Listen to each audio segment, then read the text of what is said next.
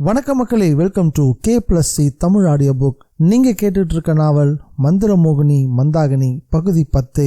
நம்ம சேனலுக்கு நீங்க ஃபர்ஸ்ட் டைம் வந்திருக்கீங்கன்னா சப்ஸ்கிரைப் பட்டனை பிரஸ் பண்ணி நம்ம சேனலுக்கு சப்போர்ட் பண்ணுங்க. அப்படியே இந்த வீடியோக்கு ஒரு லைக்கையும் கொடுத்துருங்க. உன்னி கிருஷ்ணன் கஜுராஹோ சிற்பம் மாதிரி இருந்த தாத்திரிக்குட்டிய முழுசா பார்த்தான். ஆனா ஒரே ஒரு வேறுபாடு, அந்த சிற்பம் உயிரோடு இருந்துச்சு. வானவில ரெண்டா வெட்டி எடுத்த மாதிரியான புருவ கொடிகள், கெண்டை விழிகள், தடித்த கீழுதடு, வலம்புரி சங்கு மாதிரி வழவழப்பான கழுத்து, மொத்தத்துல பளிங்கு கல்லுல வார்த்தெடுத்த உடல் வாகு. மந்தாகினி எங்க போயிருப்பா? உன்னியோட ஆழ்மனசு விழிக்க ஆரம்பிச்சது. ஆனா அஷ்டமுக பெருமாளுடைய மாந்திரிக சக்தியால உன்னி கிருஷ்ணனோட மூளை ஊறுக்கப்பட்டிருந்தது. அதனால எவ்வளவு முயற்சி பண்ணியும் மந்தாகினோட உருவத்தை அவனால நினைவுக்கு கொண்டு வரவே முடியல. என்ன உங்களுக்கு பிடிச்சிருக்கா? தாத்திரிக்குட்டி போதை ஏற்றக்கூடிய குரல்ல கேட்டா. இல்லாம உன்னி மயக்கத்திலேயே பிதற்ற ஆரம்பிச்சான். அப்புறம் ஏன் அந்த சுவடிய கையிலேயே வச்சிருக்கீங்க? என்னவாறு எடுத்துக்கோங்க. அவன் சொன்னது வேண்டுகோளா இல்ல கட்டளையான்னு புரியாம உன்னி தவிக்க ஆரம்பிச்சான். ஆனாலும் அவன் சொன்னதை அவனால தட்டவே முடியல. வேட்கை நிரம்பிய அவருடைய பார்வையை தவிர்க்கவோ அதுல இருந்து தப்பிக்கவோ அவனால கொஞ்சம் கூட முடியல. உன்னி கட்டிலிருந்து எழுந்து கையில இருந்த சுவடிய மேற்புற அலமாரில வச்சான். தாத்திரிக்குட்டி அவனை நெருங்கினா. அவன் பக்கத்திலேயே கட்டில உட்கார்ந்தா. உன்னியே இறுக்கமா கட்டி அணைச்சா.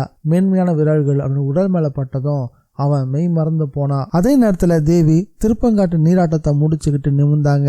தேவியோட அடர்ந்த கருங்கூந்தல் பனங்குலை மாதிரி ஆற்று பரப்புல பரவி கிடந்துச்சு. அவங்களுடைய தலையிலிருந்து நீரூற்று போல தண்ணீர் வழிஞ்சு ஓடிக்கிட்டு இருந்தது. அப்போ அந்த வழியா தாமரை இலை ஒண்ணு மிதந்து வந்துச்சு. அதுக்கு மேல செப்பு நிறத்துல வட்ட வடிவமா நீர்த்தவளைகள் பாதரசம் மாதிரி தழும்பிக்கிட்டு இருந்துச்சு. மந்தாகினி நெருங்கின அந்த இலை ஒரு சுழியில் அகப்பட்டது மாதிரி சட்டுன்னு தண்ணிக்குள்ள இழுக்கப்பட்டுச்சு. அத மந்தாகினி நல்லாவே கவனிச்சா. அவளுக்கு சட்டுன்னு உன்னி கிருஷ்ணனோட ஞாபகம் வர ஆரம்பிச்சது. உன்னியை நினைச்சு தியானம் செஞ்சு தாமரை இலையில் கிடந்த செப்பு நீரை உற்று பார்த்தா. அதை பார்த்ததுமே திடுக்கிட்டு போனா மந்தாகினி. இருந்தாலும் அவ தேவியை கவனிச்சா. தேவி அப்பதான் தலைமுடியில இருந்து நீரை வடி விட்டுக்கிட்டு இருந்தாங்க. கூடவே ஆதி நாராயணனையும் பிரார்த்திக்கவும் ஆரம்பிச்சிருந்தாங்க. இந்த தருணத்தை பயன்படுத்திக்கிட்டு மந்தாகினி தாமரையில தண்ணியை கவனிச்சா. உன்னியோட மார் மீது யாரோ ஒரு பெண், அதுவும் உடை நழுவிய நிலையில என்ன செய்யலான்னு யோசிச்சா. ஒரு தீர்மானத்துக்கு வந்தவ பரமசிவனை மனசு நினைச்சுக்கிட்டு கழுத்துல இருந்த தங்க சங்கிலி அவிழ்த்து தேவிக்கு தெரியாம பின்புறமா எரிஞ்சா. தாத்திரிக்குட்டி உன்னிய மயக்கி பலவீனப்படுத்திய பிறகு சொந்த வடிவத்துக்கு திரும்பி அவனை அழிக்குமாறு உத்தரவிட்டு இருந்தாரு அஷ்டமுக பெருமாள். அவ உன்னியோட உடலை நெருங்கி அவனுடைய உதட்டுல தன்னுடைய உதட்டை பதிக்க முற்பட்ட நிலையில அந்த அறையோட மேல் மச்சோட சுவர் பரப்புல அசாதாரணமான அளவுல ஒரு பல்லி தென்பட்டுச்சு. அந்த பல்லி கீழ்ப்புறமா பார்த்துக்கிட்டு இருந்தது. தாத்திரிக்குட்டி உன்னியோட உடல்ல இருந்து எழுந்தா. பல்லி சட்டுன்னு ஓலைச்சுவடிக்கு மேல பாஞ்சது. அலமாரில வைக்கப்பட்டிருந்த அந்த ஓலைச்சுவடி அங்கிருந்து நழுவி தாத்திரிக்குட்டியோட உச்சம் தலையிலிருந்து உன்னியோட கழுத்து பகுதியில உரசிட்டு அவருடைய மார்பு பகுதியில வந்து பதிஞ்சு நின்னுச்சு. பயங்கரமான சத்தத்தோட உன்னிக்கிட்ட இருந்து விலகி நின்னா தாத்திரிக்குட்டி. அதுக்குள்ள அவளுடைய உருவம் முழுசா மாறி போயிருந்தது. பயங்கரமான வடிவத்தோட ரத்த மோகினியா அவளுடைய உருவம் தென்பட ஆரம்பிச்சது. உன்னி அதை பார்த்து ஒரு நிமிஷம் பயந்தே போயிட்டான். வாழ்க்கையில இதுவரைக்கும் இப்படி ஒரு அனுபவம் அவனுக்கு ஏற்பட்டதே இல்லை. இப்படிப்பட்ட கதையில கேள்விப்பட்டதா கூட அவனுக்கு ஞாபகமே இல்லை. தன்னுடைய உடல்ல மந்திர சோடு விழுந்ததாலதான் தாத்திரிக்குட்டியோட உருவம் இப்படி மாறுச்சு அப்படின்றது அவனுக்கு புரிய ஆரம்பிச்சது. அதனால ஓலைச்சுவடிய மாறுபடியே இறுக்கி பிடிச்சுக்கிட்டான். அதே நேரத்துல அந்த ரத்த மோகினி கொஞ்சம் கொஞ்சமா பின்வாங்க ஆரம்பிச்சது. கண்ணங்கரேன்ற நிறத்துல வாயோட 2 பக்கமும் கோரை பற்கள் சிறிய தந்தங்கள் மாதிரி வாய்க்கு வெளிப்பக்கமா நீண்டு இருந்தது. வெறித்த விழிகள். அந்த உருவத்தை பார்க்கறதுக்கே அவனுக்கு பயமா இருந்துச்சு. அதே சமயம் அங்கிருந்து எழுந்திருக்கவும் அவனுக்கு பயமா தான் இருந்துச்சு. அதனால அப்படியே படுத்திருக்கதான் சரின்னு முடிவு செஞ்சான். பின்புறமா நகர்ந்துகிட்டே இருந்த அந்த ரத்த மோகினி கொஞ்சம் கொஞ்சமா பின்வாங்க ஆரம்பிச்சது. அதே நேரத்துல அதோடைய உடல் சின்னதாக மாறவும் ஆரம்பிச்சது. கடைசியில அது ஒரு வௌவாலா மாறி அங்கிருந்து பறந்தும் மறைஞ்சது. இது எல்லாத்தையும் தான் இருந்த மனையில இருந்து அஷ்டமுக பெருமாள் கவனிச்சுக்கிட்டே தான் இருந்தாரு. ஓலைச்சுவடி அங்கிருந்து விழுந்தது ஒரு எதிர்பாராத செயலாதான் அஷ்டமுக பெருமாளுக்கு தோண ஆரம்பிச்சது. ஆனா அவர் ஏமாற்றம் அடையல. தன்னோட திட்டம் கொஞ்சம் தாமதமானாலும் நிச்சயம் வெற்றி பெறும் அப்படின்னு உறுதியா நம்பவும் செஞ்சாரு. மறுநாள் புவனேஸ்வர் நாயர் தன்னுடைய வேலைக்காரன ராமுனிய கூப்பிட்டாரு. டே ராமுனி, ஒரு தடவை மன வரைக்கும் போய் பார்த்துட்டு வா அப்படின்னு சொன்னாரு. பனங்காட்டு மனைக்கு போயிட்டு வாடான்னு நாயர் ஒவ்வொரு முறை சொல்லும் போதும் விருப்பமே இல்லாம தான் ராமுனு இந்த விஷயத்த செஞ்சுக்கிட்டு இருந்தான். முடிஞ்ச வரைக்கும் அப்படிப்பட்ட சந்தர்ப்பங்களை தவிர்க்கவும் செஞ்சான். காரணம் அந்த கிராமத்துல அது வரைக்கும் நடந்த எல்லா சம்பவங்களும் புதுசா இருந்துச்சு. இது எல்லாத்துக்கு பின்னாடியும் பனங்காட்டு மனையோடைய தம்புராட்டி தான் இருக்கான்னு அவன் உறுதியா நம்பவும் செஞ்சான். அந்த தம்புராட்டி ஒன்னும் சாதாரணமான பெண் எல்லாம் கிடையாது, பல அதிசயங்களை செய்யக்கூடியவ அப்படின்னு நினைச்சிட்டு இருந்தான். பிறவில இருந்தே காது கேட்காம பேசாமல இருந்த உண்ணி பேச தொடங்கினதும் எப்படிப்பட்ட அபாயங்கள் ஏற்பட்டாலும் அவன் அல்லது தப்பிக்கிறதும் தம்புராட்டியால தான் அப்படின்னு ரொம்ப உறுதியா நம்பிக்கிட்டு இருந்தான் ராமுண்ணி. அதனால புவனேஸ்வர் நாயர் மனைக்கு போயிட்டு வான்னு சொன்னதும் எதுக்குங்க எஜமா அப்படின்னு தலையை சொரிஞ்சபடி கேட்டான். மனையில அந்த தம்புராட்டி இருக்கிறாளான்னு பார்த்துட்டு அந்த கிறுக்கனை பத்தி ஏதாவது தெரியுதான்னு பாரு அப்படின்னு நாயர் சொன்னாரு. அவங்க இருக்கிறாங்களான்னு நான் எப்படி பார்க்க முடியும்? டேய் முட்டாள், வாசல்ல நின்றுகிட்டு குடிக்க கொஞ்சம் தண்ணி கேளு. சாதாரணமாவே நீ அங்க போகும்போது அவளாவே தானே உன்கிட்ட வந்து விவரத்தை சொல்றது வழக்கம். இப்போ போய் பாரு, அவ ஒருவேளை வீட்டுல இருந்தா அவளா வழிய வந்து உங்ககிட்ட பேசுவா அப்படின்னு நாயர் சொன்னாரு. என்னமோ எஜமா போய் பாக்குறேன் அப்படின்னு புலம்பியபடியா அங்கிருந்து நகர்ந்து போனான் ராமுண்ணி. அவன் அங்கிருந்து நகர ஆரம்பிச்சதும், டே ராமுண்ணி, அந்த பொண்ணு அங்க இருக்கிறாளான்னு தெரிஞ்சுக்க வேண்டியது ரொம்ப ரொம்ப முக்கியம், ஞாபகம் வச்சுக்கோ. நாயர் அவனுக்கு பலமா நினைவூட்டவும் செஞ்சாரு. அதை காதல வாங்கியபடி ராமுண்ணி நடைய கட்ட ஆரம்பிச்சிருந்தான். போற வழியில ஒரு கோயில் இருந்துச்சு. அந்த கோவில்ல ஒரு வினாடி நின்று, கடவுளே எதுவும் நடக்காம இருக்கட்டும் அப்படின்னு உருக்கமா வேண்டவும் செஞ்சான். பனங்காட்டு மனையோட தெரு வாசப்படியில இருந்து எட்டி பார்த்தான். உன்னிகிருஷ்ணன் திண்ணையில தூண்ல சாஞ்சபடி உட்காந்துட்டு இருந்தான். அவனுடைய கால்கள் இளந்தென்னை மேல கடந்துச்சு. அவனுடைய கால்களுக்கு கொஞ்சம் தள்ளி பத்மநாபன் நாயர் உட்காந்துட்டு இருந்தாரு. தம்புரானும் காளிதாசும் சேர்ந்து ஏதோ திட்டம் திட்டுறாங்க அப்படின்னு தோண ஆரம்பிச்சது ராமுண்ணிக்கு. தெரு வாசப்படிக்கு வெளியிலேயே மறைவா நின்று கவனிக்கவும் ஆரம்பிச்சான். உன்னிகிருஷ்ணனும் பத்மநாபன் நாயரும் திருப்பாங்காட்டு கோயிலை பத்தி பேசிக்கிட்டு இருந்தாங்க. அந்த கோயில் தானிக்காட்டு இடத்துக்கு சொந்தமானது. இப்போ அதுக்கு சரியான பராமரிப்பு கிடையாது. கடைசி வாரிசும் வெளியூர்ல இருக்காங்க. இப்ப பூஜை எல்லாம் ஒழுங்கா நடக்குதான்னு தெரியல தம்புரான். என்ன விஷயம் திடீர்னு கோயிலை பத்தி கேக்குறீங்க அப்படின்னு காளிதாசு கேட்டாரு. ஒண்ணு இல்ல, அங்க சில ஓலைச்சுவடுகள்லாம் இருக்கிறத தெரிய வந்துச்சு. அதெல்லாம் நம்ம கைக்கு வந்தா நல்லது, அதுக்காக தான் உன்னி காரணத்தை விளக்கமா சொன்னான். ஒரு யோசனை, அந்த கோயிலுக்கு உரியவங்களோட பராமரிப்பே இல்லைன்னா கோவிலையும் கோவிலை சார்ந்த நிலத்தையும் விலைக்கு வாங்கிடலாமா? வாங்கிடலாம், வாங்கறதுக்கு ஒன்றும் சிக்கல் இல்லை. வாங்கிட்டா யார் அந்த கோவிலை பார்த்துக்கிறது?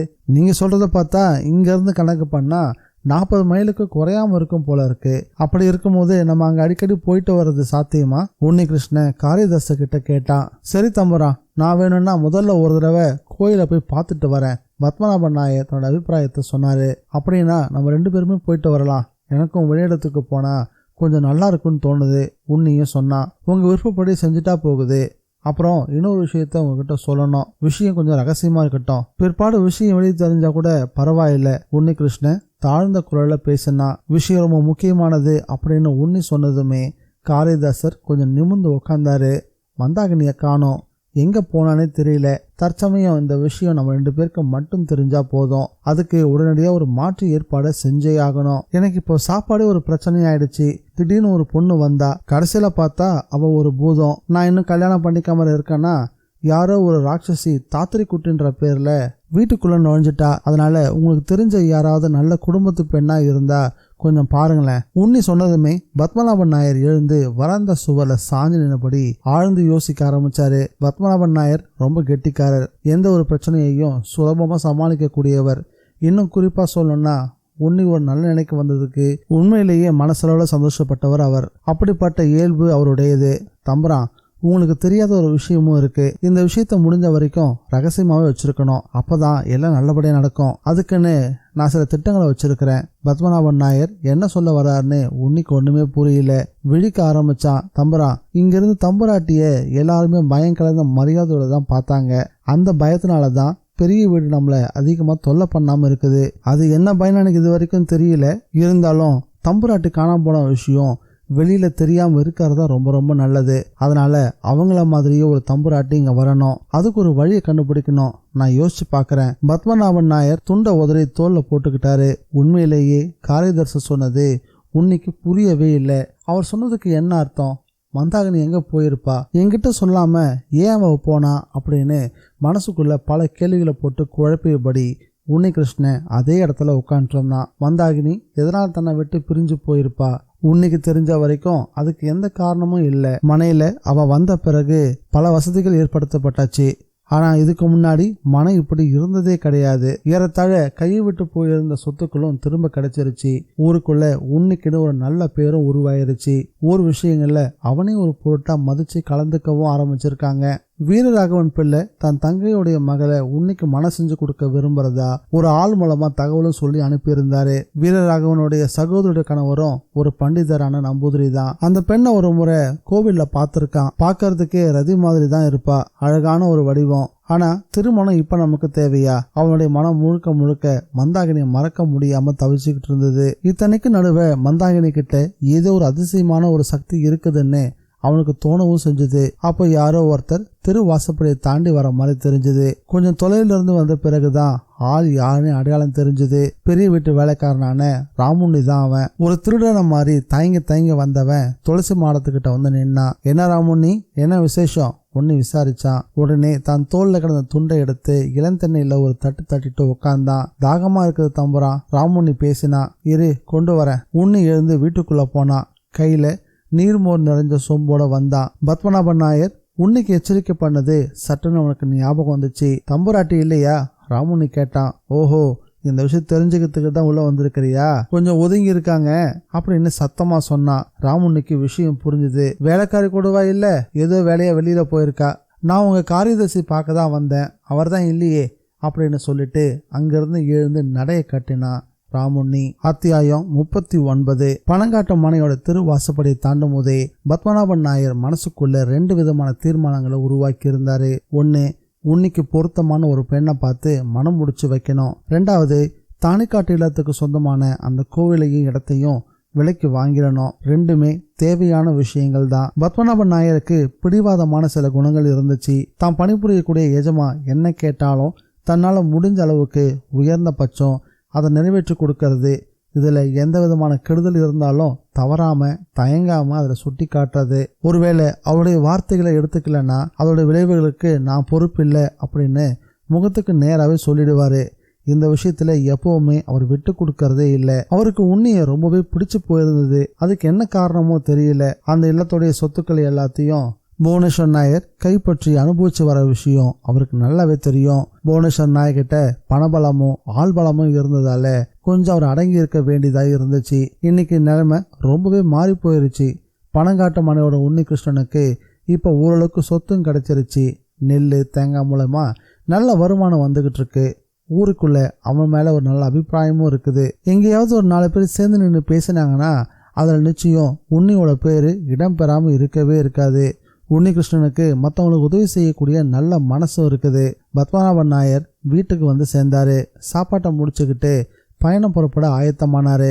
தற்சமயம் உன்னிகிருஷ்ணனை அழைச்சிக்கிட்டு போவாம தனியாவே போய் விசாரிச்சுட்டு பிறகு உன்னிக்கிட்ட சொல்றது அப்படின்னு முடிவெடுத்திருந்தாரு. எங்கேயோ பெரிய பயணம் புறப்பட்டு போற மாதிரி தெரியுது. அவருடைய மனைவி கோமதி அம்மா கேட்டாங்க. ஆமா, ஒரு அவசரமான வேலை. கோமதி அம்மா படிச்சவங்க, 2 பெண் குழந்தைகளுக்கு தாய். 2 பேருக்குமே கல்யாணத்தை முடிச்சாச்சு. மாப்பிள்ளைங்க பட்டணத்துல நல்ல வேலையில இருக்காங்க. இவங்க 2 பேர் கூடயும் வேற யாரும் இல்லாததால கணவனை கவனிச்சுக்கிறது மட்டும்தான் அவருடைய முக்கியமான வேலை. பட்டணம் பக்கம் போறீங்களா? எல்லாத்தையும் போயிட்டு வந்த பிறகு சொல்றேன் கோமதி, நீ வெளியில இறங்கி நில்லு. பத்மநாபன் நாயர் எங்காவது வெளியில கிளம்புறதுக்கு முன்னாடி கோமதியோட முகத்தை சகுனப்படி பார்த்துட்டு தான் வெளியவே கிளம்புவாரு. மனைவியை பார்த்துட்டு போன காரியம் வெற்றிகரமா நிறைவேறும் அப்படின்றது அவருடைய ஆழ்ந்த நம்பிக்கை. அந்த நம்பிக்கை அவருக்கு மட்டும் இல்ல, அந்த கிராமத்தில் இருக்கக்கூடிய பெரும்பாலானவங்களுக்கு கோமதி அம்மாவை ஒரு ராசியாவே பார்த்துட்டு இருந்தாங்க. கணவர் வெளியில கிளம்பும் போது சிரிச்ச முகத்தோட வழி அனுப்பி வைப்பாங்க. கோமதி அம்மா திருவாசப்படியில அவர் எதிர்பார்த்து காத்துட்டு இருந்தாங்க. நான் வரட்டமா அப்படின்னு கேட்டபடி அவர் வீட்டுல இருந்து வெளியே வந்தாரு. பத்மநாபன் நாயரோட வழக்கமே அதுதான். வீட்டை விட்டு கிளம்பினவரு கொஞ்சம் தொலைவு நடந்து வந்த பிறகு திரும்பி மேற்கு திசை நோக்கி நடக்க ஆரம்பிச்சாரு. அந்த பாதையில மாட்டு வண்டி ஒண்ணு தட்டுப்பட்டுச்சு. தான் போகும் பாதையை நோக்கி வண்டி போயிட்டு இருந்துச்சு. இந்த 2 சகனமும் ஒண்ணுக்கு ஒண்ணு எதிரான விஷயமா அவருக்கு தென்பட்டுச்சு. இருந்தாலும் அவர் நடையில வேகத்தை அதிகப்படுத்தினாரு. மாட்டு வண்டிக்கு கொஞ்சம் தொலைவு வந்ததும் கை தட்டினாரு. வண்டி நின்னுச்சு. பத்மநாபன் நாயர் வண்டி ஓட்டி நெருங்கினாரு. யாரு? பத்மநாபன் நாயரா? வாங்க, வண்டியில ஏறுறீங்களா? வண்டிக்காரர் சாண்டி கேட்டாரு. அதுக்கு தானே கூப்பிட்டேன் அப்படின்னு சொல்லியபடி வண்டியில ஏறினாரு பத்மநாபன். வண்டிக்காரர் தன்னுடைய வழக்கமான பாஷையில மாடுகளை கிளப்பி விரட்ட ஆரம்பிச்சாரு. வண்டி முன்புற நகர தொடங்குச்சு. வெத்தலை போடுறீங்களா? நாயர் கேட்டாரு. நான் உங்ககிட்ட அதை தான் கேட்கணும்னு நினைச்சேன். நீங்களே கேட்டுட்டீங்க. நல்ல நாட்டு புகையில எங்கிட்ட இருக்குது, போடுறீங்களா? மூக்கணாங்கயத்தை வண்டியோட சட்டத்துல கட்டிட்டு இடதுபுறம் இருந்த மரப்பெட்டியிலிருந்து ஒரு பொட்டலத்தை வெளியே எடுத்தாரு. அது சக்கரை பாகல ஊற வச்ச பன்னீர் புகையில. வக்கனைய வெத்தலைய போட்ட பிறகு பழைய விஷயங்கள் நினைவுக்கு வரவே 2 பேரும் கதை பேச தொடங்கினாங்க. பேச்சோட பேச்சா வண்டிக்காரர் சாண்டி கிட்ட நாயர் கேட்டாரு, ஆமா, உங்களுக்கு தெரிஞ்ச கல்யாண வயசுல நம்பூதிரி பெண்கள் யாராவது இருக்கிறாங்களா? மாட்டு வண்டி வச்சிருக்கக்கூடிய சாண்டிக்கு நம்பூதிரிமார்கள் இல்லங்கள்ல தொழில் ரீதியான தொடர்பு இருந்துச்சு. அவங்களுடைய விளைபொருட்களை நகருக்கு எடுத்துட்டு போறதும் அதை கடைக்காரங்கள்ட்ட ஒப்படைக்கிறதும் தான் சாண்டியோடைய வேலை. சாண்டி யோசனையில யாராவது தட்டு போறாங்களான்னு தெரியினாரு. பிறகு கேட்டாரு, ஆமா, இப்போ எங்க போறீங்க? அது கொஞ்சம் தூரமான இடம், திருப்பங்காட்டு கோவில் தெரியுமா? நாயர் திரும்ப கேட்டாரு. தெரியுமே, தானைக்காட்டு இல்லத்துக்காரங்களோட கோவில் தானே. அந்த ஊரோட புலி பனையோலை இதெல்லாம் எடுத்துக்கிட்டு நான் தானே பட்டணத்துக்கு கொண்டு போய்கிட்டு இருக்கேன். அப்படின்னா என்னோட பயணம் சுலபமாயிருச்சு. அங்கதான் போய்கிட்டு இருக்கேன். நாயர் வெற்றிலேச்சல லாவகமா 2 விரல்களுக்கு இடையில வெளிப்புறமா தூப்பிட்டு பேசினாரு. நல்ல வேலை, நானும் அங்கதான் போறேன்.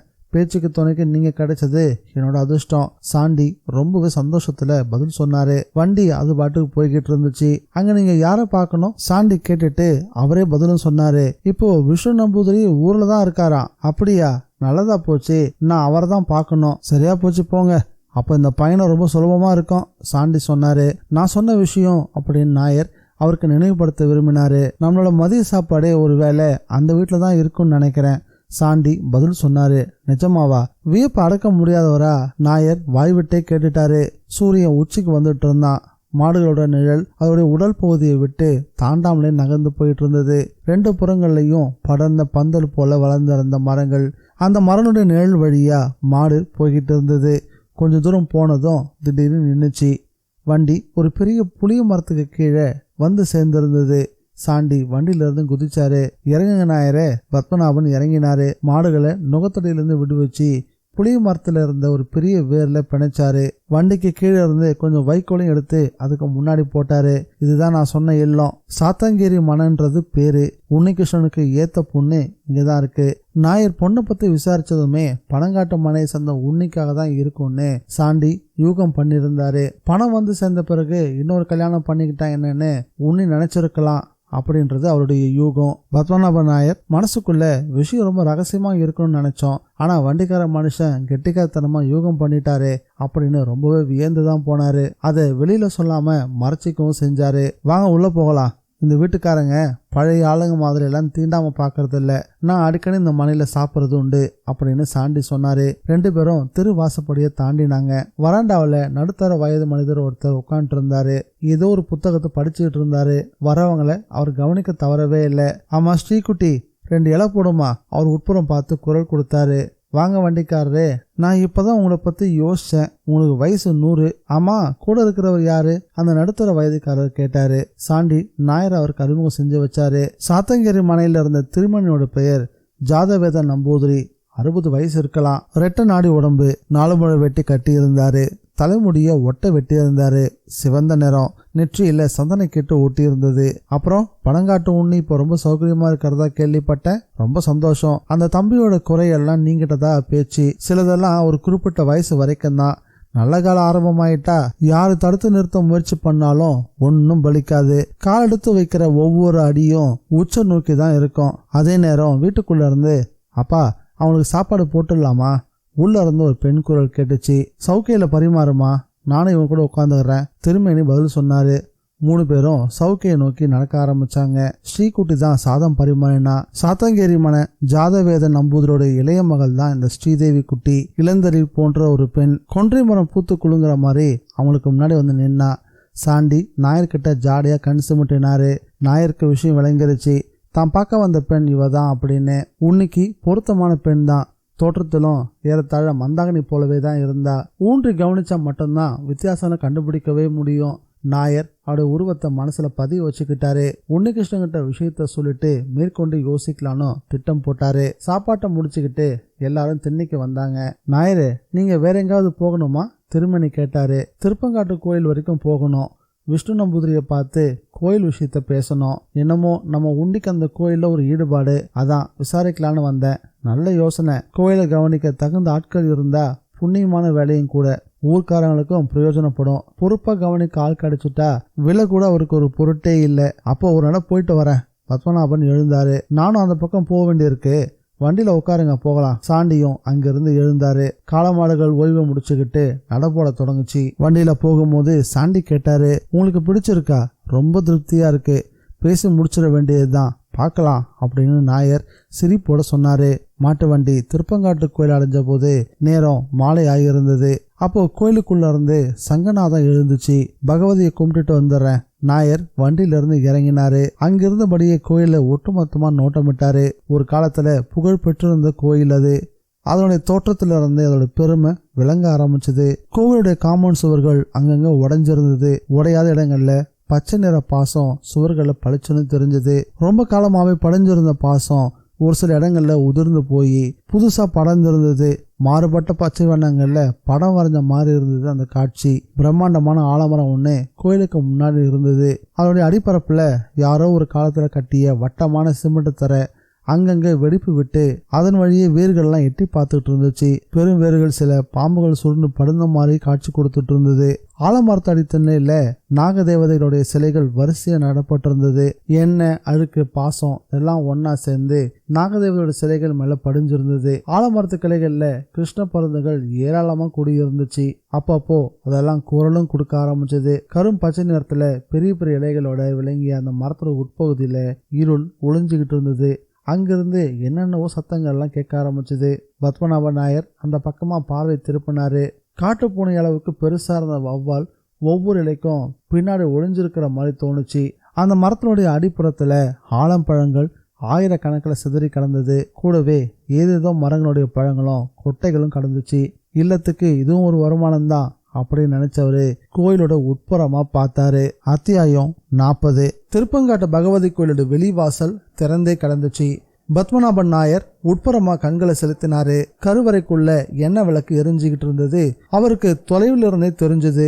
ஆனா அந்த வெளிச்சம் அதிகமான தொலைவுக்கு பரவாம கருவறைக்குள்ளேயே தங்கி இருக்கிற மாதிரியும், அந்த வெளிச்சத்துல பஞ்சலோகத்தாலான பகவதியோட சிலை உயிர் துடிப்போட அசைவத மாதிரியும் நாயருக்கு தோண ஆரம்பிச்சது. மற்ற இடங்கள் எல்லாமே இருண்டு கிடந்தாலும் கருவறை விளக்கினுடைய வெளிச்சத்தை மட்டும் லட்சியமாக்கிக்கிட்டு அதை நோக்கி நடக்க ஆரம்பிச்சாரு. அந்த பிராந்தியுமே அமைதியால மூழ்கி இருந்தது. இரவு பறவைகள் கூட குரல் கொடுக்காம ஓய்வெடுக்கிற மாதிரி அவருக்கு தோண ஆரம்பிச்சது. கோயிலுக்கு முன்புறம் இருந்த ஆலமரத்தோட இலைகள் ஆகாயத்துல படம் வரைஞ்சு வச்ச மாதிரி அவருக்கு தெரிய ஆரம்பிச்சது.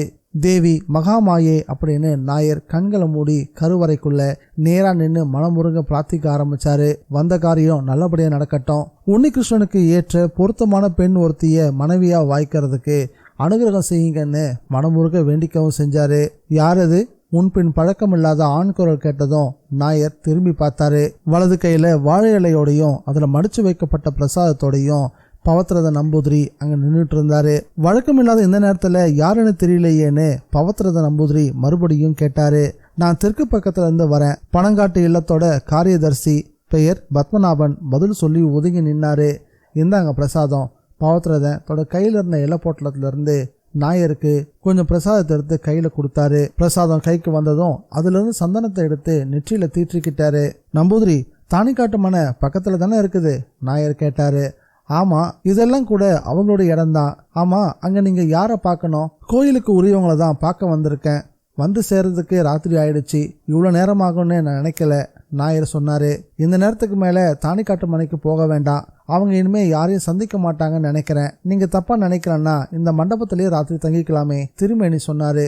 ரொம்ப நல்லதா போச்சு. சாப்பிடுறதுக்கு பக்கத்துல ஏதாவது கடை இருக்குதா? நாயர் கேட்டாரு. இப்படியே வடக்கு திசையில நேரா போனீங்கன்னா கூப்பிடக்கூடிய தொலைவில் ஒரு சின்ன ஹோட்டல் இருக்கு. அதுவும் நாயர் ஒருத்தர் தான் நடத்திக்கிட்டு இருக்காரு. அங்க சாப்பிட ஏதாவது கிடைக்கும். சீக்கிரம் கிளம்புங்க. நாம பேசிக்கிட்டு இருந்தா நேரம் போறதே தெரியாம போயிடும். திரும்பி நடக்க தொடங்கினாரு. பத்மநாபன் நேரா சாண்டி கிட்ட வந்தாரு. பவத்ரதன் சொன்னதை எல்லாத்தையும் சொன்னாரு. பிறகு ரெண்டு பேரும் ஒன்னா சேர்ந்து திருமணி குறிப்பிட்ட அந்த கடையை நோக்கி நடக்க ஆரம்பிச்சாங்க. அவங்க ரெண்டு பேரும் கடைக்கு வந்து சேர்ந்தப்போ கடைக்காரர் கடையை ஏற கட்டிக்கிட்டு இருந்தாரு. எல்லா பொருட்களும் தீர்ந்து போச்சு. நேந்திர பழமும் ரொட்டியும் தான் இருந்துச்சு. அதோட காஃபியும் சேர்த்து சாப்பிட்டுட்டு பசி அறிக்கிட்டாங்க. அன்னைக்கு இரவு கோவில்ல தங்கிக்கலாம் அப்படின்னு ரெண்டு பேரும் தீர்மானமும் பண்ணியிருந்தாங்க. சாண்டி தன்னோட வண்டியிலேயே படுத்துக்கிறதா சொன்னாரு. நாயர் கோவிலுடைய மண்டபத்துல படுத்துக்கிறதுன்னு முடிவாச்சு. படுத்த பிறகும் நாயருக்கு உறக்கமே வரல. மனசுல என்னவெல்லாமோ யோசனைகள் மேலெழும்ப ஆரம்பிச்சது. பௌர்ணமி கழிஞ்சி 3ஆவது நாள் ஆகியிருந்தது. அந்த சுற்றுப்புறமே இருளும் வெளிச்சமும் கலந்து ரம்மியமா காட்சி கொடுத்துக்கிட்டு இருந்தது. நாயர் படுத்த நிலையிலேயே தலையை திருப்பி சுற்றுமுற்றும் பார்த்தாரு. கோயிலோட மதில் சுவர்கள்ல ஆங்காங்கே முளைச்சிட்டு இருந்த சில சிலைகள் அவருடைய கண்களுக்கு தென்பட ஆரம்பிச்சது. முதல்ல அந்த காட்சி கண்களுக்கு தட்டுப்படவே இல்லை. நில வெளிச்சம் நல்லா தெளிஞ்ச பிறகுதான் அது அவரோட கண்களுக்கு புலப்பட ஆரம்பிச்சது. பார்த்தவரு ரொம்பவே ஆச்சரியப்பட்டு போயிட்டாரு. அந்த சமயத்துல கருவறையோட வாசல் கூட மூடிதான் இருந்துச்சு. நாயரோட கண்கள் சுத்தமா தூக்கத்தை தொலைச்சிட்டு இருந்தது. மெதுவா எழுந்தாரு. அங்கிருந்த ஒவ்வொரு சிலையையும் நெருங்கி ஊன்றி கவனிக்க ஆரம்பிச்சாரு. ஒவ்வொன்றும் உயிரோடு இருக்கிற மாதிரி தான் அவருக்கு தோணுச்சு. ஒவ்வொரு சிலைகளா பார்த்துக்கிட்டே கடந்து வந்துட்டு இருந்தாரு. கருவறையோட வெளிமதில் அடைஞ்ச போது என்ன இது அப்படின்னு நாயர் தண்ணியும் மீறி வாய் விட்டு அரற்ற ஆரம்பிச்சிட்டாரு. சுவரோடு சுவரா ஒட்டி இருந்த சிலைகள் இப்போ உயிர் பெற்ற மாதிரி அவருக்கு தெரிஞ்சது. சட்டுன்னு பின்னாடி நகர்ந்தாரு. நில ஒளியில குளிச்சுட்டு இருந்த சிலைகள் ஒவ்வொன்னா கண்ணார பார்த்தபடி நகர்ந்தவரு மந்தாகினியோட சிலை கிட்ட வந்து நின்னாரு. அதுக்கு மேல ஒரு அடி கூட எடுத்து வைக்க முடியாதபடிக்கு அவருடைய பாதங்கள் தரையிலேயே பதிஞ்சிருச்சுன்னு தான் சொல்லணும். அங்கிருந்து அவரால் அசையவே முடியல. நிலவு தன்னுடைய ஒட்டுமொத்த ஒளியையும் மந்தாகினி சிலை மேலதான் வாரி இறைச்சிக்கிட்டு இருந்தது. நாயரோட கண்கள்ல சுருக்கங்கள் படிய தொடங்குச்சு. இந்த முகத்தை எங்கேயோ பார்த்த மாதிரி இருக்கே அப்படின்னு அவருக்கு தோண ஆரம்பிச்சது. அவருக்கு வேற ஒரு விஷயமும் புலப்பட்டுச்சு. அந்த சிலையுடைய ஒரு காதல ஆபரணமே இல்லை. ஆனா மற்ற சிலைகள்ல அப்படி எதுவும் அவருடைய கண்களுக்கு தட்டுப்படவும் இல்லை. 1-2 சிலைகள்ல பேர்த்து விழுந்ததுக்கான அடையாளங்கள் 1-2 தென்பட்டுச்சு. ஆனா இந்த சிலை மட்டும் கழட்டி எடுத்து வச்ச மாதிரி அவ்வளவு கச்சிதமா சுவரை விட்டு தள்ளி இருந்துச்சு. சொல்ல போனா அந்த சிலையோடைய காதல இருந்த துவாரம் கூட அவருக்கு தெளிவா தெரிஞ்சுது. மற்ற எல்லா சிலைகள்லயும் காதல ஆபரணங்கள் இருந்துச்சு. அந்த காட்சி அவர் மனசை என்னவோ செய்ய ஆரம்பிச்சது. இருந்தாலும் அங்கிருந்து திரும்பி தன்னுடைய பழைய இடத்துக்கு வந்து படுத்துக்கிட்டாரு. காத்தே இல்லாம தான் இருந்துச்சு. நேரமும் கடந்து போய்கிட்டே இருந்துச்சு. விடிவெளி நட்சத்திரம் கூட தலைக்கு மேற்புறமா தெரிய தொடங்குச்சு. தோல்ல கிடந்த துண்டை எடுத்து சுருட்டி தலையான மரம் வச்சுக்கிட்டு படுத்திருந்தாரு. அப்பதான் அவரையும் மீறி தூக்கத்துல அமிழ தொடங்கினாரு. அப்போ மென்மையான குரல் ஒன்று அவரோட காதல விழுந்துச்சு. பத்மநாபன் நாயர், இது தம்புராட்டி குரல் தானே? அந்த குரலை கேட்டதும் நாயர் தன்னையும் மீறி தூக்கத்திலேயே பேசினாரு. அந்த குரல் அவருக்கு நல்ல பழக்கப்பட்ட ஒரு குரல். எத்தனையோ தடவை நீர்மோறு சாப்பாடு பரிமாறி உள்ள தம்புராட்டியோட குரல் தான் அது. படுத்த நிலையிலேயே கண்ணை திறந்தாரு. ஆனா அவருக்கு பக்கத்துல யாருமே தட்டுப்படவே இல்லை. ஒருவேளை தன்னுடைய பிரம்மையா இருக்குமோ அப்படின்னு நினைச்சவரு மறுபடியும் கண்களை மூடி படுத்துக்கிட்டாரு.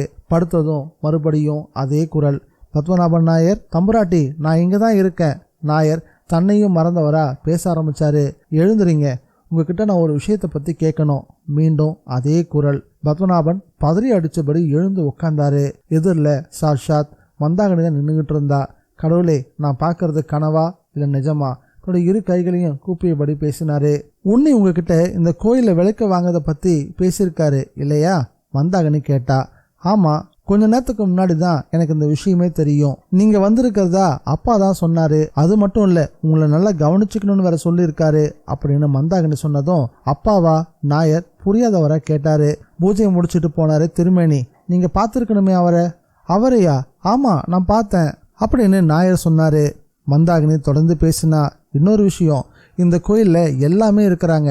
தேவதைகள் மட்டும் இல்ல, ரத்த ராட்சசர்களும் இருக்காங்க. அதனாலதான் அப்பா என்ன காவலுக்கு இருக்க சொல்லியிருக்காரு. இப்போ நீங்க இங்கதான் இருக்கீங்களா தம்புராட்டி?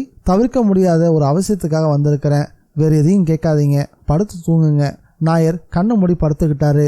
அதன் பிறகு என்ன நடந்ததுன்னு அவருக்கே ஞாபகம் இல்லை. விடியற் காலையில தான் கண் விழிச்சாரு. குளத்துல போய் குளிச்சாரு. காலை கடன்களை முடிச்சுக்கிட்டாரு. பகவதியை வணங்கிக்கிட்டு அங்கிருந்து புறப்பட்டாரு. பிறகு சாண்டியையும் கூப்பிட்டுக்கிட்டு நேரா தாணிக்காட்டு மனையை நோக்கி விரைஞ்சு போனாரு. விஷ்ணு நம்பூதிரியும் அவருடைய மனைவியும் வெளித்திண்ணில உட்காந்து பேசிட்டு இருந்தாங்க. நாயரை பார்த்ததுமே, நீங்க பத்மநாபன் நாயர் தானே? விஷ்ணு நம்பூதிரி கேட்டாரு. ஆமா, என் பேரு உங்களுக்கு எப்படி தெரிஞ்சது? நாயர் ஆச்சரியத்தோட கேட்டாரு. விடியற்கால நேரத்துல ஒரு பெண்மணி வந்திருந்தாங்க, அவங்க தான் சொன்னாங்க. முதல்ல உட்காருங்க. ஆமா, கூட வந்தவர் ஏன் நிக்கிறாரு? இந்த வீட்டுல அப்படிப்பட்ட கடுமையான ஆசாரங்கள்லாம் எதுவும் கிடையாது, தயங்காம உட்காருங்க. விஷ்ணு நம்பூதிரி வரவேற்பு கொடுத்தாரு.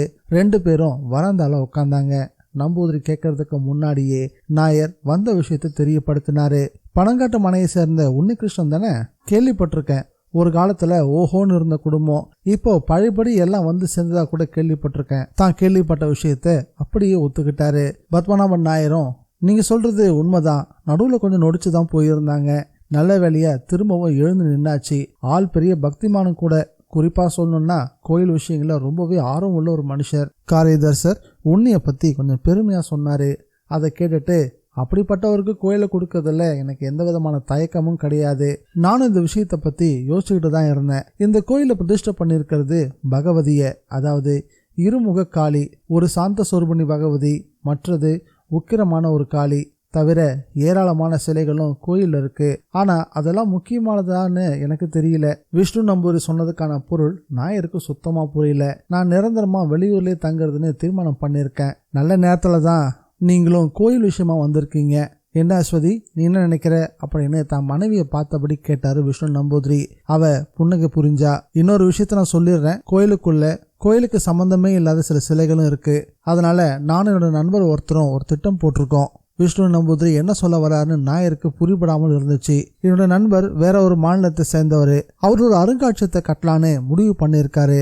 அதனால பகவதியோட சிலையை தவிர மற்ற சிலைகளை அவரை எடுத்துக்க சொல்லிட்டேன். அவரும் ஒரு பெருந்தொகையை தரதா சம்மதிச்சுட்டாருன்னு விஷ்ணு நம்பூதிரி விளக்கினாரு. உடனே பத்மநாப நாயர், ஒப்பந்தம்லாம் முடிஞ்சிருச்சுங்களா நம்பூதிரி அப்படின்னு கேட்டாரு. ஒப்பந்தம்லாம் எழுதி முடிச்சாச்சு, சீக்கிரத்திலேயே வந்து சிலைகள் எடுத்துட்டு போயிடுவாரு. அப்போ அதெல்லாம் போக கோவிலுக்கும் கோயிலை சுற்றியுள்ள நிலத்துக்கும் என்ன விலை நிர்ணயம் பண்ணிருக்கீங்க? 50,000 ரூபாய் கொடுத்தா போதும். இந்த இடத்துக்குன்னு துல்லியமான விலையெல்லாம் நிர்ணயம் பண்ணல, குத்து மதிப்பான விலை தான் சொல்லிக்கிட்டு இருக்கேன். அஸ்வதி 2 பேருக்கும் டீயை கொண்டு வந்து கொடுத்தா. டீயை சாப்பிட்டுட்டு இருக்கும் போதே நாயோட மனசுல முந்தைய நள்ளிரவு நடந்த சம்பவங்கள் நினைவுக்கு வர ஆரம்பிச்சது. பவித்ரத நம்பூதிரியை சந்திச்சதும் அவர் தனக்காக ஒரு பெண்ணை காவலுக்கு ஏற்பாடு செஞ்சதும் ஞாபகத்துக்கு வந்துச்சு. இவ்வளோ நேரம் பேசிய போதிலும் விஷ்ணு நம்பூதிரி அதை பத்தி எதுவுமே பேசலையேன்னு நாயருக்கு ரொம்பவே வியப்பாகவும் இருந்துச்சு. பனங்காட்டு மனையோட உன்னியின் மனைவி தானே இந்த கோயிலோட பூசாரி அப்படின்றது விஷ்ணு நம்பூதிரிக்கு தெரியாதா என்ன? இந்த சந்தேகம் நாயர் மனசுக்குள்ள ஓடிக்கிட்டே இருந்துச்சு. ஏன் அதை பத்தி ஒண்ணுமே பேசாம இருக்காரு? ஒருவேளை வேணும்னே மறைக்கிறாரா? நேரடியா கேட்டுட்டா என்ன அப்படின்னு கூட யோசிச்சு பார்த்தாரு. ஆனா எப்படி கேட்கறது? அப்படின்னா நேற்று கோயில்ல பார்த்த விஷயத்த பத்தி கேட்டுற வேண்டியதுதான். இல்ல அதை சொல்றது சரியா இருக்குமா மனசுக்குள்ளே கேட்டுக்கிட்டாரு. இந்த விஷயத்தை பொறுத்த வரைக்கும் நாயரோட மனசுக்குள்ள ஏகத்துக்கும் ஒரு குழப்பம். கடைசியில கேட்டுறதுன்னு ஒரு முடிவுக்கே வந்துட்டாரு. ஒரு சின்ன சந்தேகம். நாயர் தயங்கபடியே இழுத்தாரு. தயக்கமே வேண்டாம், கேளுங்க அப்படின்னு விஷ்ணு நம்பூதிரியும் சொன்னாரு. இப்ப கோயில பூஜை செஞ்சிட்டு இருக்காரு, அவருக்கு பெண் குழந்தைகள் யாராவது இருக்காங்களா? அதை கேட்டுட்டு விஷ்ணு நம்பூதிரி உடனே அஸ்வதியோட முகத்தை பார்த்தாரு. அஸ்வதி எல்லாருக்கும் டீயை கொடுத்துட்டு வாசற்படியோரமா தான் நின்றுட்டு இருந்தாங்க. டீ சாப்பிட்ட டம்ளர் எடுக்கிறதுக்காக போனவங்க சட்டு நின்று, நம்ம கோயில் பூசாரி பத்தியா கேக்குறீங்க அப்படின்னு கேட்டாங்க. ஆமா, அவருக்கு தான். இருக்கிறாளே, அவ பேர் கூட மந்தாகினி. அஸ்வதி பதில் சொன்னாங்க. ஏன் கேக்குறீங்க? சும்மா தெரிஞ்சுக்குதான். மந்தாகினி உங்களுக்கு தெரியுமா விஷ்ணு நம்பூதிரி கேட்டாரு. அந்த கேள்வி நாயரை மேலும் குழப்பத்துக்கு உள்ளாக்க ஆரம்பிச்சது. அப்படின்னா மந்தாகினி இவங்களுக்கு தெரியாமலேதான் உன்னியோட குடும்பம் நடத்தினாரா? ஒருவேளை உன்னி மந்தாகினி வீட்டாருக்கு தெரியாமலே கூட அழைச்சிட்டு வந்திருக்கலாம். எது எப்படியோ விஷயத்த சரியா தெரிஞ்சுக்காம நாமளா ஒரு முடிவுக்கு வர்றது சரியில்லைன்னு மந்தாகினி பத்தி கேள்விகளை தவிர்க்கிறதுன்னு முடிவும் பண்ணிட்டாரு. அஸ்வதி கொஞ்சம் தண்ணி வேணுமே அப்படின்னு நம்பூதிரி உட்புறமா பார்த்து குரல் கொடுத்தாரு. ஆனா அங்க அஸ்வதி இல்ல. அதுக்குள்ள எங்க போயிருப்பா அப்படின்னு நினைச்சிட்டு விஷ்ணு நம்பூதிரி வீட்டுக்குள்ள போனாரு. ஒவ்வொரு அறையா தேடினாரு. அஸ்வதிய எங்கேயுமே காணோம். கொல்லப்பக்கம் வந்தப்போ அஸ்வதி திரட்டியோட உதவியோட தென்னை மரத்துல இருந்து எண்ணெய் ஒண்ணை பறிக்கக்கூடிய முயற்சியில ரொம்ப தீவிரமா ஈடுபட்டுக்கிட்டு இருந்தாங்க. சந்தேகம் வந்து விஷ்ணு நம்பூதிரி திரும்ப வந்து பழைய இடத்துல உட்கார்ந்தாரு. உட்கார்ந்ததும் பத்மநாபன் நாயர் என்ன திருமேனி அப்படின்னு கேட்டாரு. ஒண்ணுமில்ல. மனசுக்குள்ள ஏகத்துக்கும் சந்தேகம். அது தீராதவரா பத்மநாபன் கேட்ட கேள்விக்கு பதிலும் சொன்னாரு. அத்தியாயம் 41. பத்மநாபன் நாயரை பொறுத்த வரைக்கும் அவருக்கு தெரிய வேண்டிய எல்லா விஷயத்தையும் தெரிஞ்சுக்கிட்டாரு. உன்னிகிருஷ்ணன் கேட்டுக்கொண்ட மாதிரியே கோவில் மற்றும் கோவில் சார்ந்த இடங்களை பத்தியும் எல்லா விஷயத்தையும் தெரிஞ்சுக்கிட்டாரு. இது சாதாரணமா அவ்வளவு சுலபத்துல கிடைக்கக்கூடியதே இல்ல. ஆனா கிடைச்சிருச்சு. பரம்பரையா ஒரு குடும்ப சொத்தா இருந்து பூர்வீகத்தால கட்டப்பட்டு வரக்கூடிய கோயில பெரும்பாலும் எந்த குடும்பத்தாரும் விற்கிறதே கிடையாது. அது பத்மநாபனுக்கு நல்லாவே தெரியும். சூழ்நிலை சரியில்லாததாலதான் விஷ்ணு நம்பூதிரி தான் குடும்ப சொத்தையை விற்கிறதுக்கு முன் வந்தாரு. அப்ப நான் கிளம்பட்டுங்களா? நாயர் எழுந்தாரு. கோயில் விஷயம் உறுதி தானே விஷ்ணு நம்பூதிரி கேட்டாரு. எவ்வளோ சீக்கிரம் முடியுமோ அவ்வளோ சீக்கிரம் முடிச்சிடலாம். அவரும் வந்து ஒரு தடவை கோயிலை பார்த்துடட்டுமே. நீங்க சொல்றதும் சரிதான். வண்டிக்காரர் சாண்டியும் புறப்பட தயாரா எழுந்து நின்னாரு. திரும்ப வழியில கோயிலுக்கு முன்னாடி வண்டி நிறுத்த சொன்னாரு நாயர். வண்டிக்காரர் மூக்கணாங்கரை இழுத்து பிடிச்சாரு. கருவறைக்கு முன்னாடி போய் நின்று கைகுப்பி வணங்கினாரு. பிறகு கருவறைய ஒரு தடவை வலமும் வந்தாரு. முதல் நாள் இரவு பார்த்த சிற்பங்களை மறுபடியும் ஒரு தடவை பார்க்கணும் அப்படின்னு அவர் மனசு விரும்பிச்சு மெதுவா சிலைகளை பார்த்தபடி நடந்தாரு. முந்தைய இரவுல சந்தேகத்தை ஏற்படுத்தின அந்த சிலைக்கு முன்னாடி வந்து நின்னாரு. உண்மைதான், அந்த சிலையோட ஒரு காதுல எந்த விதமான ஆபரணமும் இல்லை. அது மட்டுமா, அந்த சிலையோட முகம், அதனுடைய புருவங்கள், அழகான அந்த மூக்கு, கூர்மையான தாடை பகுதி. நாயர் அந்த சிலையவே உத்து பார்த்துக்கிட்டு இருந்தாரு. நாயரே, ரொம்ப நேரம் ஆயிடுச்சு, இப்ப கிளம்பினாதான் சரியா இருக்கும்னு சாண்டி தெருவில் இருந்தபடி குரல் கொடுத்தாரு. ஆனாலும் நாயர் அங்கிருந்து புறப்பட மனமே இல்லாம தான் கிளம்பினாரு. கோவில் வாசலை கடக்க முற்படும் போதுதான் தன்னை யாரோ கூப்பிடுற மாதிரி நாயருக்கு தோணுச்சு. அது தன்னுடைய தம்புராட்டி மந்தாகனோட குரல் தான் அப்படின்றதும் அவர் தெரிஞ்சுக்கிட்டாரு. உடனே கருவறை நோக்கி வேகமா நடக்க தொடங்கினாரு. கருவறைக்கு முன்னாடி தரையில தாயத்து ஒன்று கிடந்துச்சு. அதை கொண்டு போய் உன்னிக்கிட்ட கொடுங்க, அசிரியா ஒரு குரலும் கேட்டுச்சு. உடனே அந்த தாயத்தை கையில எடுத்துக்கிட்டு கோயில இருந்து வெளியேறினாரு. அதுக்குள்ள சாண்டி 2வது தடவை குரல் கொடுத்துட்டாரு. கருவறைக்குள்ள இருந்து எடுத்துட்டு வந்த தாயத்தை மடியில வச்சிருந்த ரூபாய் நோட்டுகளோட சேர்த்து பத்திரப்படுத்தினாரு. அவர் வண்டியில ஏறிக்கிட்டதும் காளைகள் பாய தொடங்குச்சு.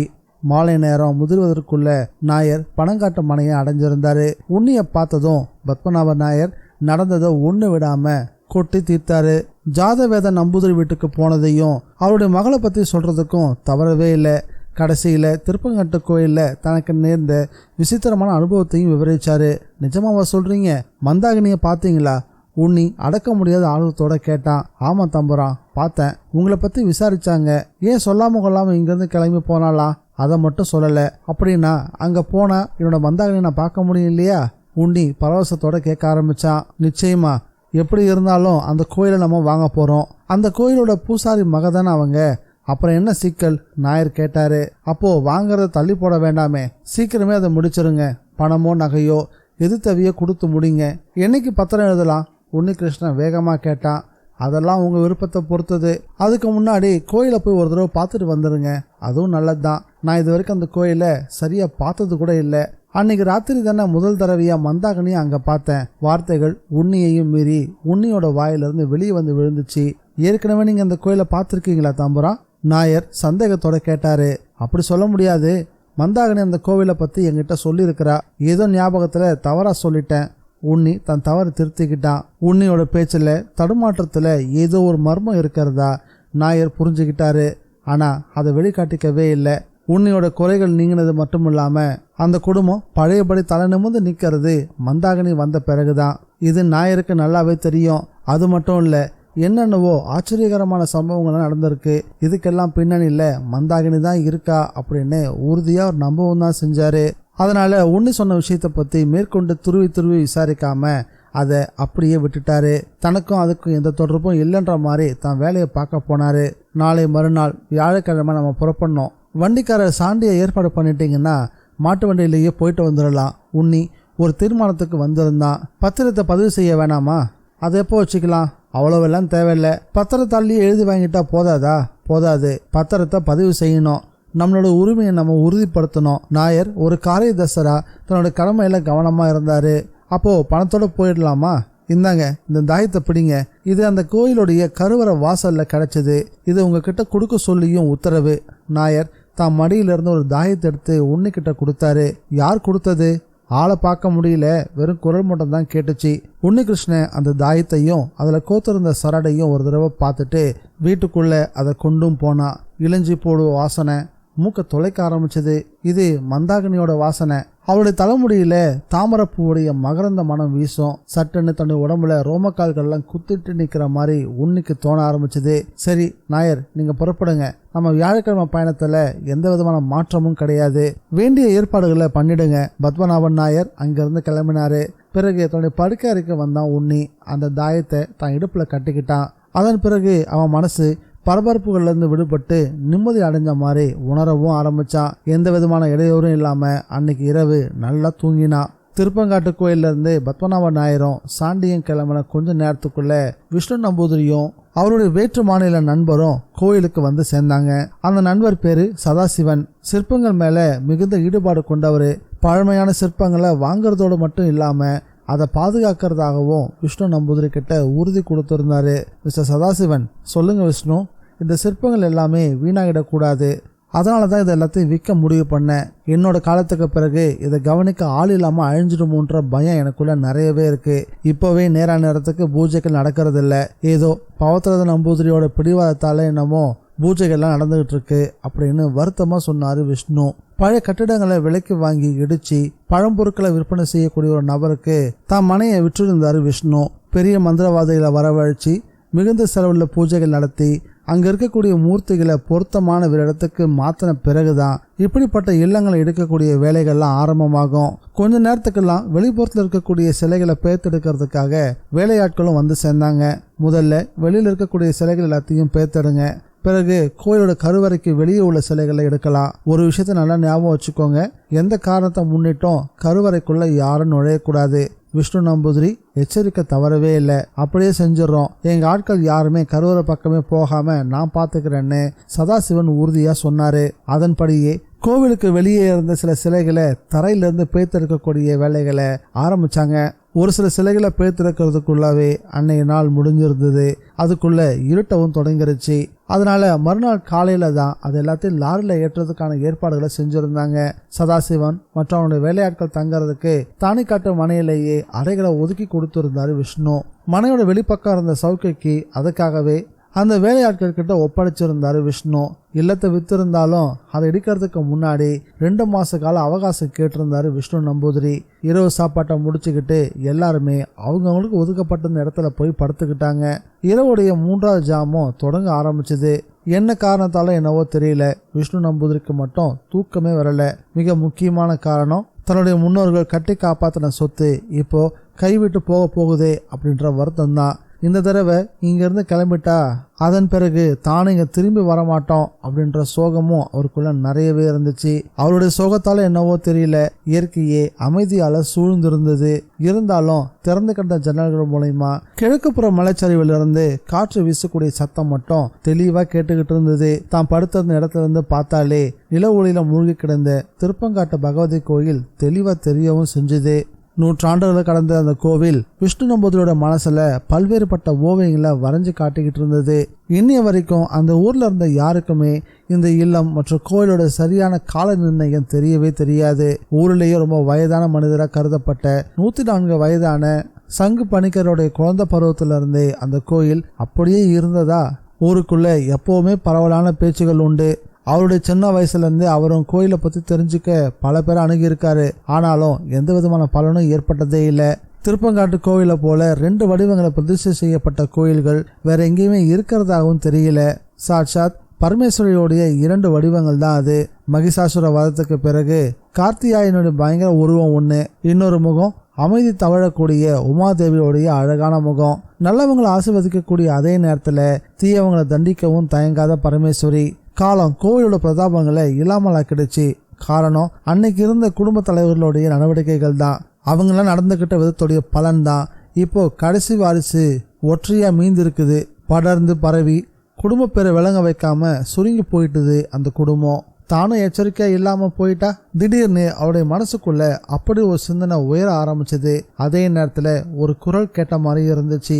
யாரோ அவளோட பேரை சொல்லி கூப்பிடுற மாதிரி அவனுக்கு தோணவும் ஜன்னல் வழியை எட்டி பார்த்தாரு. விஷ்ணு விஷ்ணு மறுபடியும் அதே குரல் கேட்டுச்சு. யாரோ வெளியே நிக்கிற மாதிரியும் தெரிஞ்சது, ஆனா தெளிவா தெரியல. இந்த நேரத்துல தன்னை கூப்பிடக்கூடியது யாரா இருக்கும்? ஒரு வினாடி யோசிச்ச விஷ்ணு தலையானைக்கு அருகில் இருந்த டார்ச் லைட்டை கையில எடுத்து குரல் கேட்ட பக்கம் வெளிச்சத்தை பாய்ச்சினாரு. இல்லத்துக்கு பக்கத்திலேயே ஒரு பிரம்மாண்டமான புளிய மரம் இருந்துச்சு. அதன் அடியில தான் அந்த உருவம் நின்றுட்டு இருந்தது. அது மட்டும் இல்ல, அவருடைய கண்கள் இன்னொரு காட்சியையும் பார்த்துச்சு. புளிய மரத்தோட வேர் பகுதிகள் மண்ணில இருந்து மேற்புறமா உயர்ந்து நின்றுட்டு இருந்தது. இந்த நாவல் உங்களுக்கு பிடிச்சிருக்கா இல்லையான்றத மறக்காம கமெண்ட்ல பதிவு பண்ணுங்க. அது மட்டும் இல்ல, இந்த நாவல் உங்களுக்கு ஒரு அமானுஷ்யமான அனுபவத்தை ஏற்படுத்துச்சா இல்லையான்றதையும் கமெண்ட்ல சொல்ல மறக்காதீங்க. மீண்டும் இந்த நாவலுடைய இறுதி பகுதியில் சந்திக்கலாம். Bye guys.